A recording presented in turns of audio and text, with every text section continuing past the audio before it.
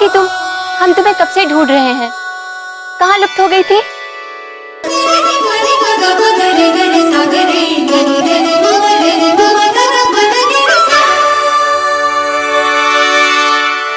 तुमने व्यर्थ ही मुझे ढूंढने का प्रयत्न किया जया। हम तो वहीं थे जहां हमें होना चाहिए, महादेव की शरण।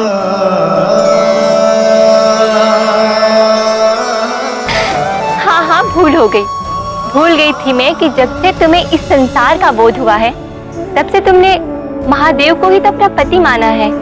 संसार का बोध नहीं, जब से हमारा जन्म हुआ है तब से। वो तो ठीक है, परंतु तुम्हारा विवाह तो विंध्याचल के राजकुमार से होना निश्चित किया गया है ना?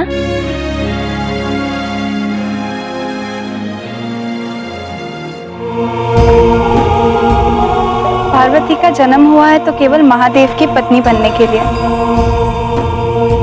मैं ना किसी से परिचित हूँ और ना ही होना चाहती हूँ, फिर चाहे वो कहीं का भी राजकुमार क्यों ना हो। परंतु आज तक ना तो महादेव से तुम्हारा कोई साक्षात्कार हुआ है और ना तू उन्हें जानती है। वो है कहाँ? तुम मिलोगी कैसे उनसे?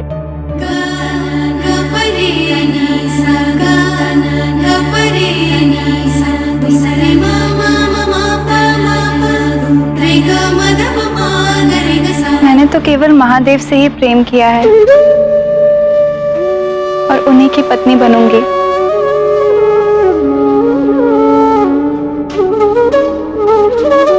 ये मेरा निश्चय है।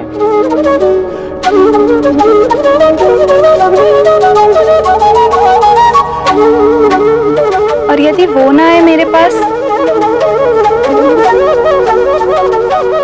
तो मुझे ही उनके पास जाना होगा। परंतु तुम जाओगी कहाँ? मेरा मन कहता है कि वो यहीं कहीं हिमालय की इन श्रृंखलाओं में बसे हुए हैं। मैं उन्हें ढूंढूंगी और अंततः पाकर रहूंगी।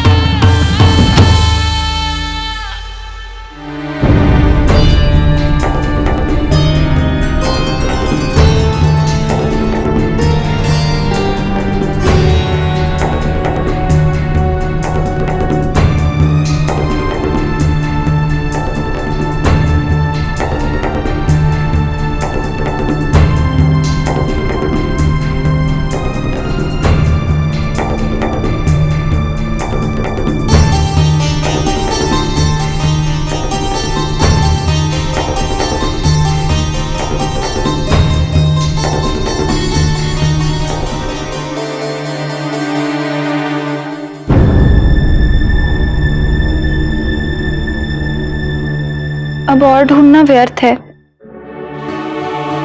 चलो घर वापस चलें।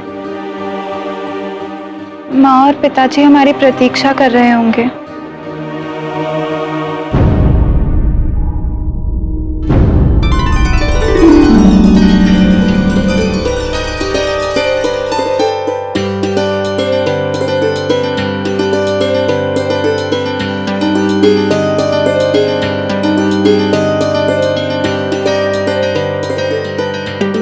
राजकुमारी पार्वती, ये देखिए, मैंने आपके मन भावन फूलों को एकत्रित किया है। माँ कहाँ है? वो तो पाकशाला में है।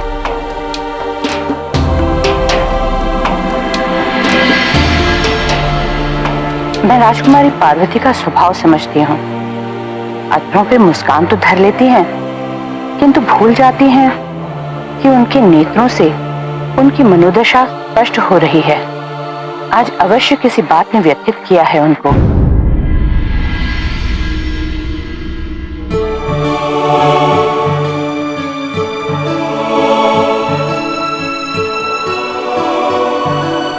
माँ, आप पाकशाला में क्यों हैं? और भोजन क्यों बना रही हैं? मैं तो आ ही रही थी ना भोजन बनाने के लिए। कोई बात नहीं, तू आ, बैठ। मैंने सोचा कि आज के बाद तू पाकशाला में कोई काम नहीं करेगी। विवाह के बाद ससुराल में तुझे यही सब तो करना है। मैं तो ईश्वर से बस एक ही प्रार्थना करती हूँ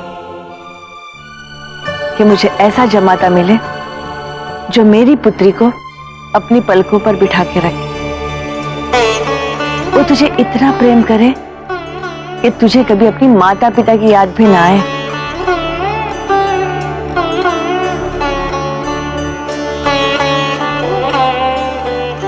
माँ, क्या पति का प्रेम ऐसा होता है? विवाह योग्य हुई है, अभी तक पति प्रेम के बारे में कुछ भी नहीं जानती। पति जीवन साथी होता है, पत्नी का घनिष्ठ मित्र होता है, पति पत्नी एक दूसरे की छाया होते हैं, एक दूसरे के पूरक होते हैं। अरे पगली, ये तो जन्म जन्मांतर का बंधन होता है। किंतु माँ, ये ज्ञात कैसे हो कि यही मेरा जीवन साथी है? जब वो तेरे सामने आएगा तब तुझे स्वयं आभास होगा, ऐसा आभास जो तुझे पहले कभी नहीं हुआ होगा। और साथ में ये अनुभूति भी हो जाएगी कि ऐसा आभास जीवन में दोबारा संभव ही नहीं है। किंतु मैंने तो महादेव को देखा ही नहीं, तो फिर ये आभास, ये अनुभूति कैसे होगी मुझे? क्या सोच रही है? माँ,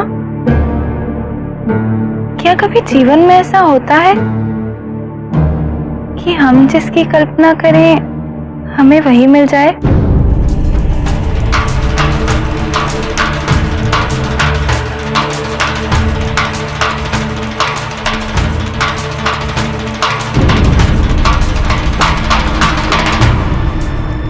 हर स्त्री के जीवन में एक पड़ाव आता है, वो अपने जीवन साथी की कल्पना में उड़ने लगती है। हर क्षण वो यही सोचती है कि उसमें ये गुण होंगे, वो गुण होंगे। लेकिन पार्वती, कल्पना और यथार्थ में बहुत अंतर होता है। मैं तो बस इतना जानती हूं कि कल्पना को शीघ्र पीछे छोड़कर यथार्थ को अपना लो। जीवन सुखी और परिपूर्ण होगा। इसलिए अगर तुम्हारे मन में कोई भ्रम है तो उसे पोषित मत होने देना, उसे शीघ्र निकाल दो।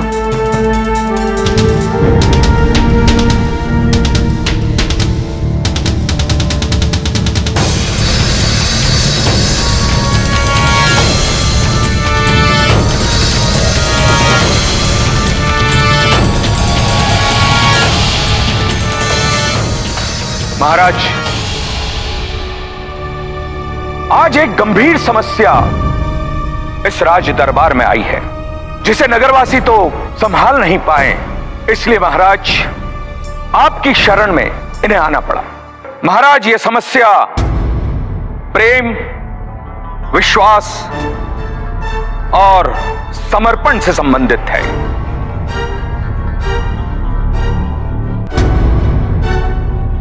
ये सज्जन सिद्धेश्वर है, ये उनकी पत्नी चारुलता और ये कन्या, इन दोनों की पुत्री सुमेधा है। महाराज, समस्या यह है कि सिद्धेश्वर अपनी पुत्री का विवाह करवाना चाहता है, किंतु उनकी पुत्री कदाचित ये विवाह नहीं करना चाहते। तो इसमें समस्या क्या है? महाराज, हमारी पुत्री सुमेधा जब मात्र 3 वर्ष की थी तब हम उसे लेकर तीर्थ यात्रा पर गए थे। वहां एक धनी व्यापारी से हमारी भेंट हुई। धनी व्यापारी ने जब सुमेधा को देखा तो अपने पुत्र के लिए मेरी पुत्री का हाथ मांगा। परिवार अच्छा था, इसलिए हमने भी हमारी पुत्री सुमेधा का वागदान करने का निर्णय लिया, इस आशा में महाराज की उस व्यापारी का पुत्र मेरी पुत्री के साथ ब्याह करे, उसका पति बने।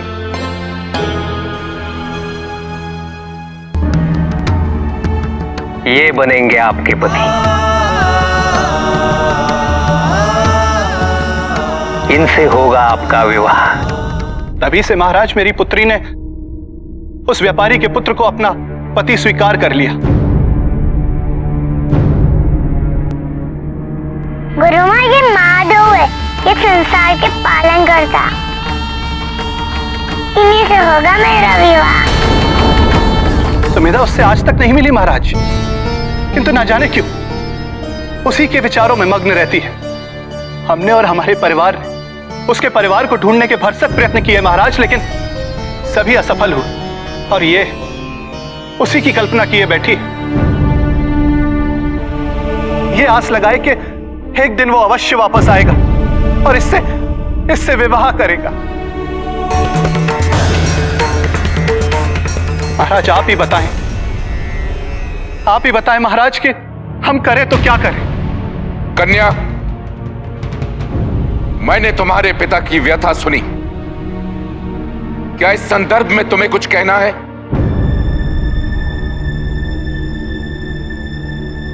मैं उन्हें मन से अपना पति मान चुकी हूँ।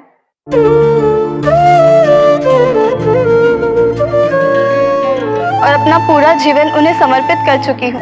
अब अपने पति के रूप में उनके अतिरिक्त मैं किसी और को स्वीकार नहीं कर सकती।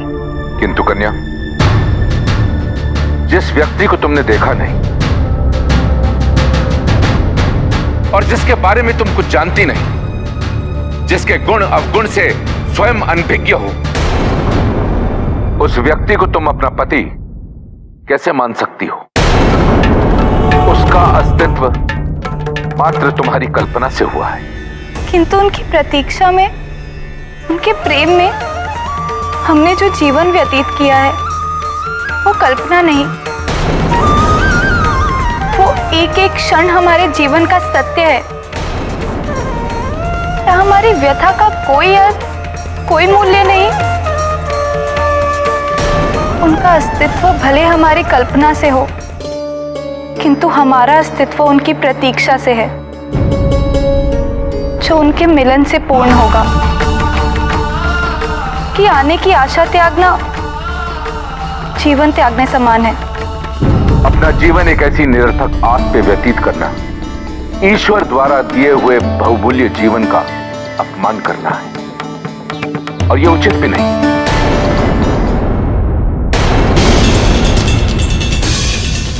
एक ही निष्कर्ष निकलता है, इस कन्या को वहीं विवाह करना चाहिए जहां इसके पिता चाहते हैं।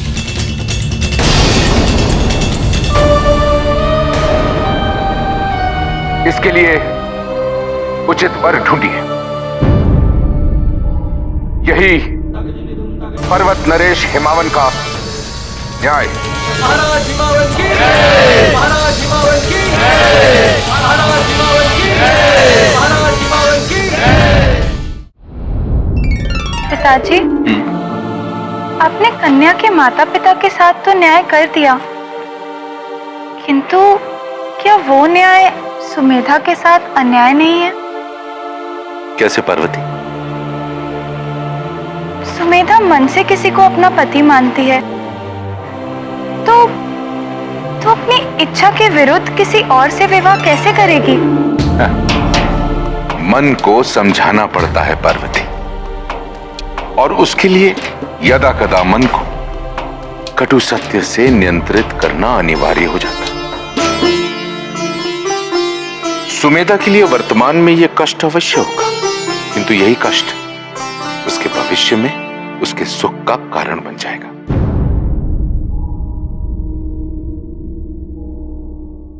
यदि सुमेधा के स्थान पर हम होते तो क्या तब भी आपका निर्णय यही होता? निसंदेह न्याय में पक्षपात अन्याय का आधार है। तुम होती तब भी हमारा निर्णय यही होता। किंतु हम जानते हैं कि हमारी पुत्री ऐसा कभी नहीं कर सकती।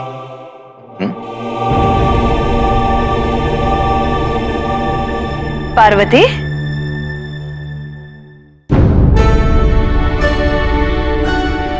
आओ पुत्री, भोजन करें। आइए। हमें भूख नहीं है माँ।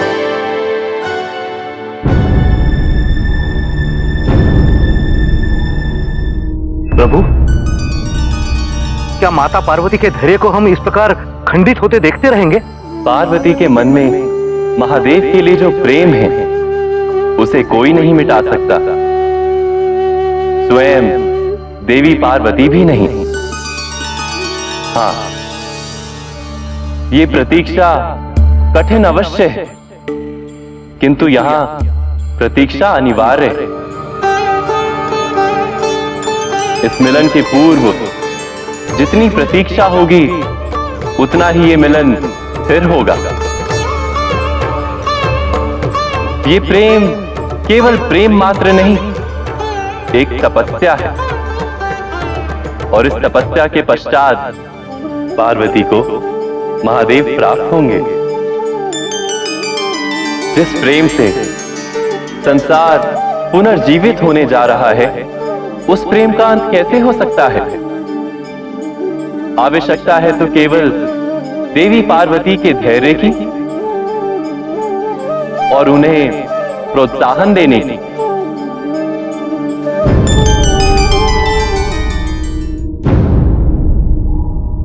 मन को समझाना पड़ता है पार्वती, और उसके लिए यदा कदा मन को कटु सत्य से नियंत्रित करना अनिवार्य हो जाता है। अगर तुम्हारे मन में कोई भ्रम है तो उसे पोषित मत होने देना। हमें विश्वास हो गया है कि हम केवल एक भ्रम में जी रहे थे। हमारा प्रेम मात्र मिथ्या है, कुछ नहीं।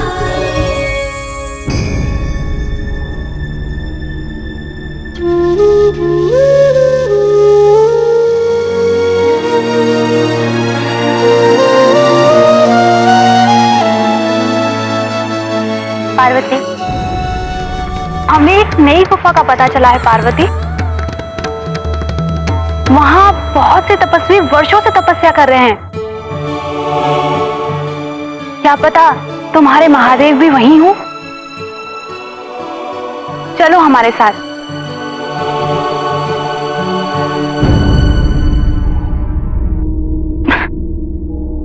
आज हम बहुत थके हुए हैं, फिर कभी चलेंगे।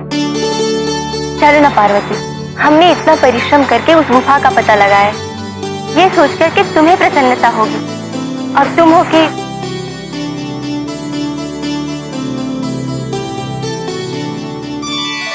अच्छा ठीक है, चलो।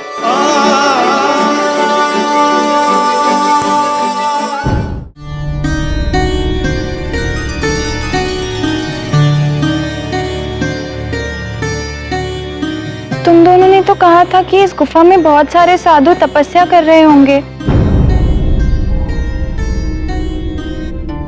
किंतु यहाँ तो कोई भी नहीं था। अब कुछ दूर और आगे चल के देखते हैं ना, कदाचित यहीं कहीं आसपास कोई और।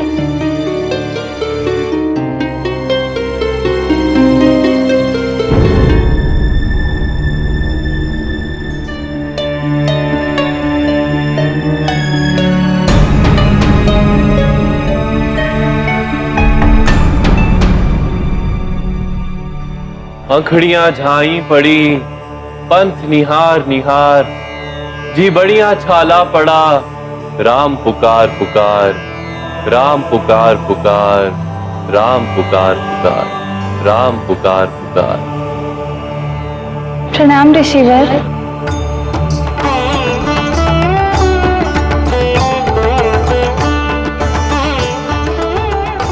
देवी, ये मैं आपके नेत्रों में क्या देख रहा हूं? आपको किसी की प्रतीक्षा है?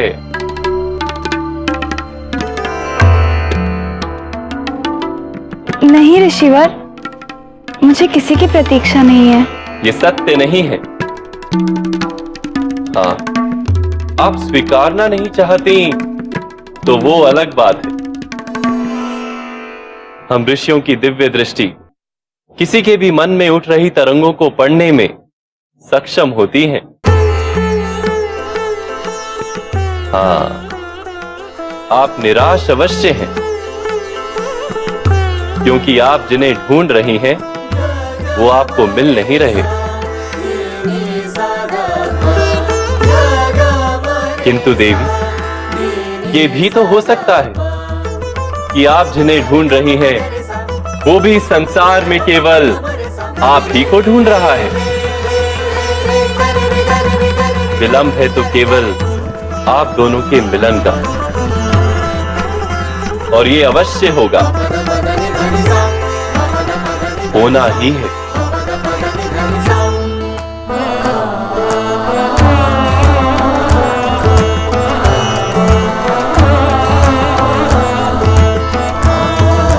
प्रणाम ऋषिवर।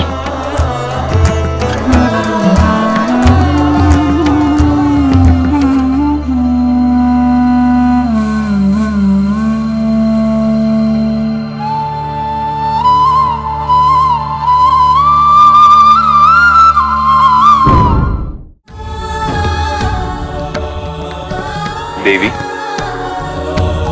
ये मैं आपके नेत्रों में क्या देख रहा हूं? आपको किसी की प्रतीक्षा है। आप निराश अवश्य हैं, क्योंकि आप जिन्हें ढूंढ रही हैं वो आपको मिल नहीं रहे।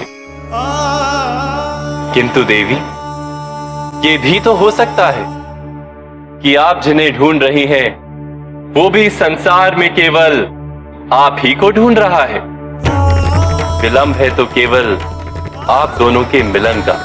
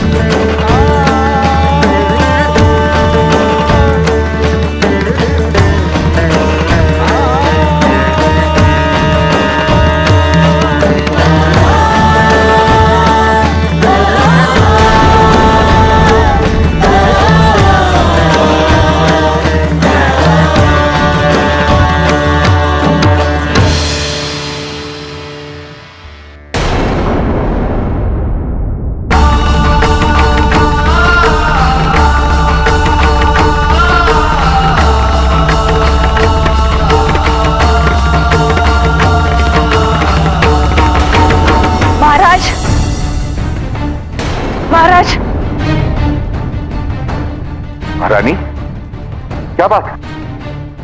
बहुत चिंतित दिखाई दे रही। पार्वती कहीं दिखाई नहीं दे रही।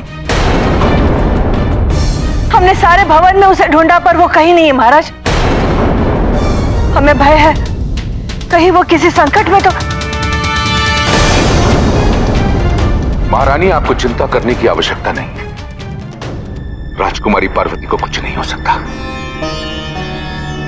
क्योंकि स्वयं भगवान विष्णु उनकी रक्षा करते हैं। चिंता कैसे न करूं महाराज, माँ हो उसकी। धैर्य रखिए महारानी, धैर्य रखिए। हमारी सारी पुत्रियां जो अब नदी बनकर सारे दिशाओं में बहती हैं, मैं उन्हें सूचित करता हूं। वो पशु पक्षी और वायुदेव से संपर्क बनाने में सक्षम है। वायुदेव अवश्य जानते होंगे कि इस समय हमारी पुत्री कहां है। सेना नायक। जी महाराज। हमारी सेना को 20 टुकड़ियों में बांटकर हर पर्वत पर भेज दिया जाए और हमारे राज्य के कोने कोने को छानकर यह पता लगाया जाए कि हमारी पुत्री है कहां। जो आज्ञा महाराज। हम भी आपके साथ चलेंगे। नहीं महारानी, आप यहां रहकर हमारी पुत्री पार्वती की रक्षा के लिए भगवान विष्णु से प्रार्थना कीजिए। हम आते हैं।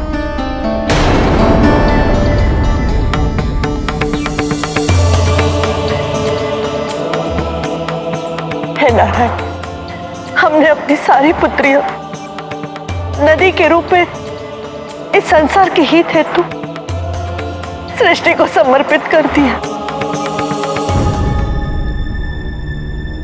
मेनका और सुमेर, हमारे दोनों पुत्र पर्वत के रूप में अटल आपकी सृष्टि की रक्षा कर रहे। हमारी पुत्री गंगा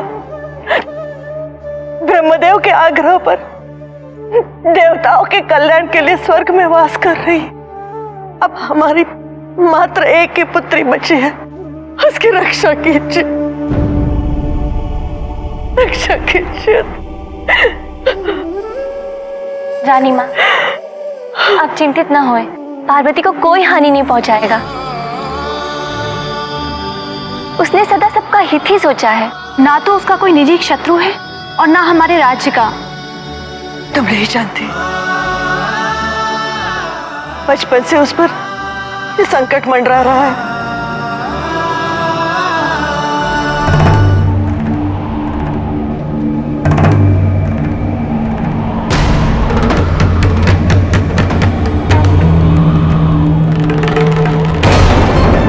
पार्वती,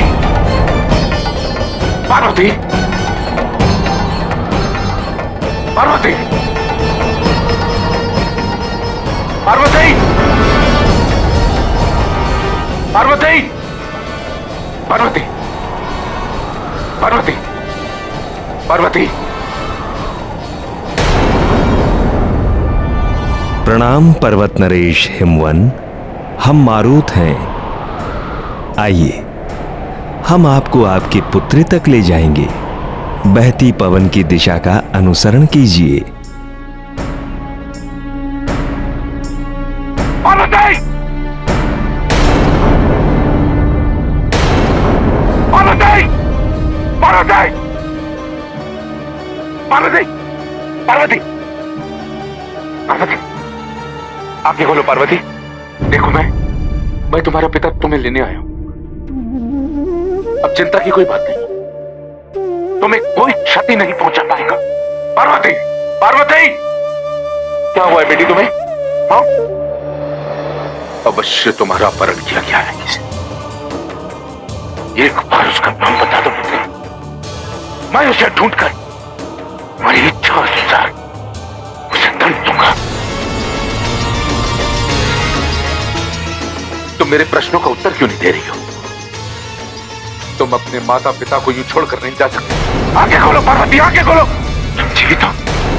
हाँ हिमामा, तुम्हारी पुत्री जीवित है।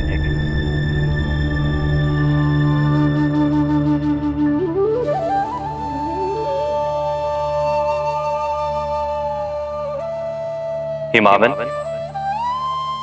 जिन पे संपूर्ण ब्रह्मांड आश्रित है, उनकी मृत्यु कैसे हो सकती है? इनका संरक्षण तो स्वयं मैं कर रहा हूं। हे भगवान, आपके दर्शन पाकर मैं तो धन्य हो गया, किंतु मुझे यह समझाइए, यदि आप पार्वती का संरक्षण कर रहे थे तो इसका अपहरण करके यहां इसे कौन ला सकता है? इन्हें इस गुफा में कोई नहीं लाया है, ये तो स्वयं यहां आई हैं, क्योंकि ये गुफा ही तो इनका गंतव्य है, इनके जन्म का कारण।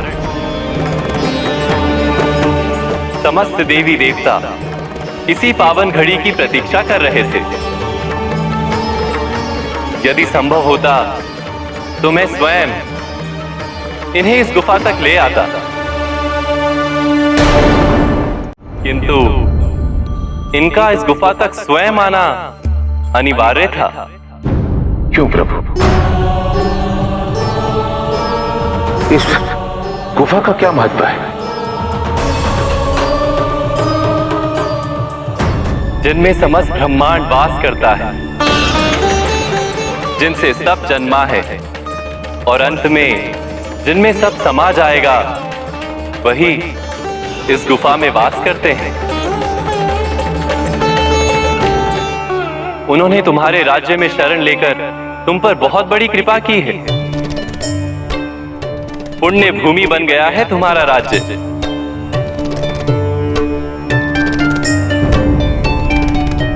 नहीं समझे? जब पर ब्रह्म प्रत्यक्ष रूप धारण करते हैं तो उन्हें देवों के देव महादेव अर्थात शिव के नाम से जाना जाता है। वही शिव इस गुफा में घोर तप में लीन है।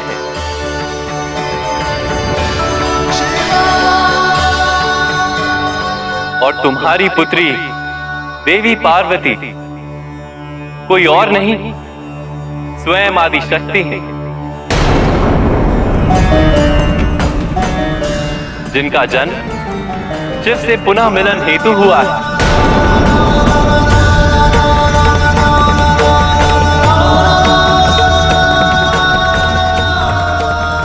ताकि संसार का कल्याण हो सके।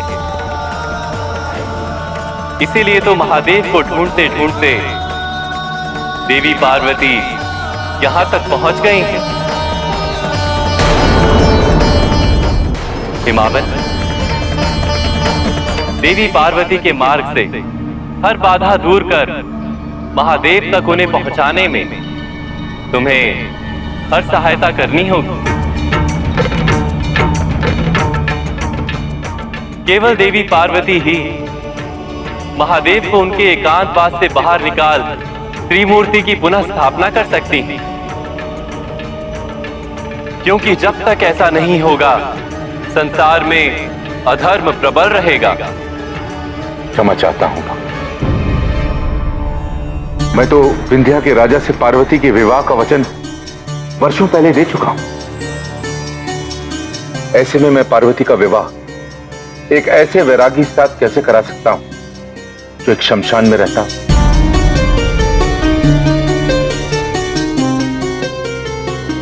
जिसके पास ना धन हो, ना शिष्टता, ना ही किसी संस्कृति से सरोकार। उनके परिवार, उनके वंश का किसी को बोध नहीं।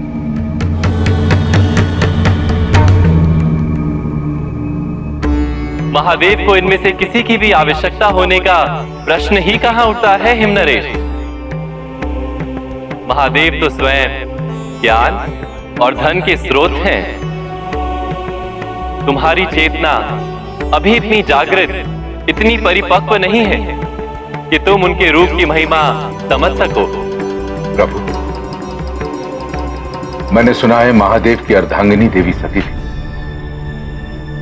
और आज भी महादेव का हृदय देवी सती के आगमन की प्रतीक्षा कर रहा है। फिर आप ही बता कि मैं अपनी पुत्री का विवाह उनसे कैसे कर सकता हूं? हिमावन, काशी में जब प्रजापति दक्ष एवं प्रसूति ने देवी पार्वती को देखा था तो उन्हें सती के पुनः लौट आने की अनुभूति हुई थी।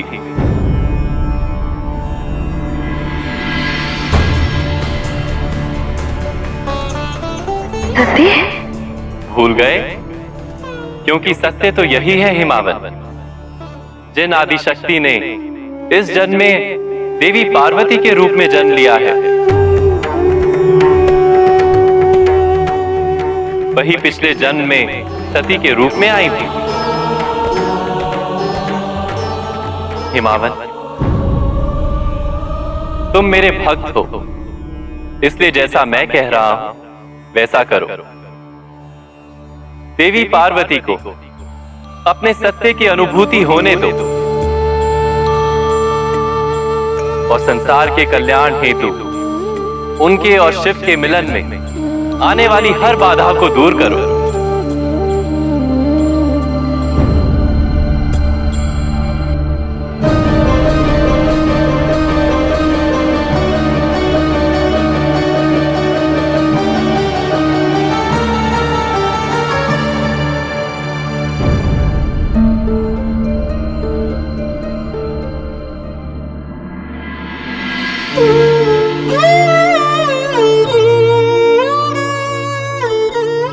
पार्वती, पार्वती, पार्वती, पार्वती, क्या हुआ इसे? कहाँ थी ये? कहाँ मिली आपको? अधिक दूर नहीं थी मैना, हिमपात के कारण मूर्छित हो गई थी। चिंता करने की कोई बात नहीं। अब मैं इसे कहीं अकेले जाने नहीं दूंगी जब तक इसका विवाह संपन्न नहीं होता। पर आप विवाह का निवेदन लेकर राजपुरोहित को विंध्य भेजते क्यों नहीं? मैंने हिमावन को सत्य से पुनः अवगत करा दिया है, किंतु क्या मैनावती इसकी स्वीकृति देंगी? माँ के लिए उसके संतान से महत्वपूर्ण स्वयं विष्णु भी नहीं है। मैं ना आपकी बात से कभी सहमत नहीं होंगी। तो फिर वो किसकी बात सुनेंगी?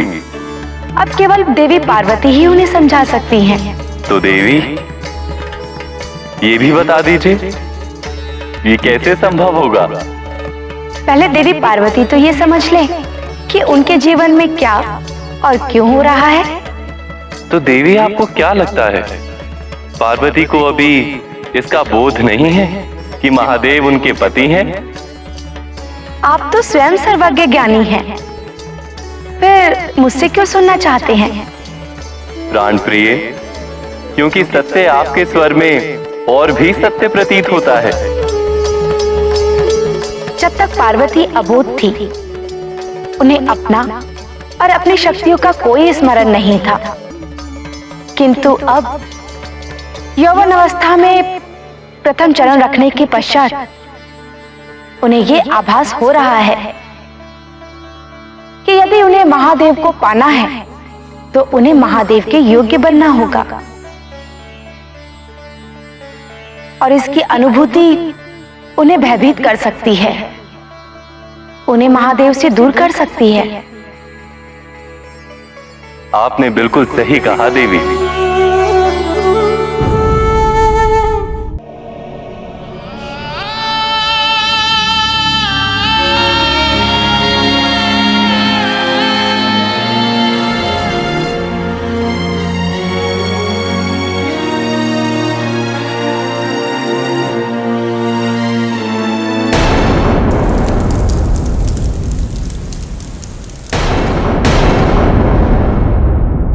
पुत्री, कोई सपना देखा क्या? क्या हुआ? हाँ?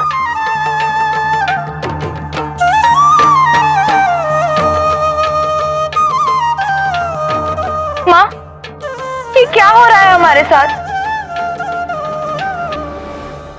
यदि महादेव को अपने पति के रूप में पाना हमारे जीवन का उद्देश्य है, तो फिर कि स्वप्न हमें भयभीत क्यों कर रहे हैं? ये सारी निरर्थक बातें हैं पुत्री। तुम एक राजकुमारी हो, और राजकुमारी का विवाह किसी राजकुमार के साथ ही संपन्न हो सकता है, किसी तपस्वी या किसी बैरागी के साथ नहीं। किंतु माँ, महादेव कोई साधारण तपस्वी नहीं है। वो तो भगवान है। तो क्या भगवान मनुष्य से विवाह करते हैं? सुना है तुमने कभी? नहीं ना। भगवान विष्णु की अर्धांगिनी लक्ष्मी है। क्या वो राजकुमारी थी? नहीं पुत्री, अपने मन से ये सारे भ्रम मिटा दो। अरे तुम तो भाग्यवान हो जो तुम्हारा विवाह विंध्य के राजकुमार के साथ तय हुआ है। और शुभ समाचार यह है कि विंध्य के राजपुरोहित स्वयं यहाँ पधारे हैं। उनसे परामर्श करके हम तुम्हारी विवाह की तिथि निर्धारित करेंगे।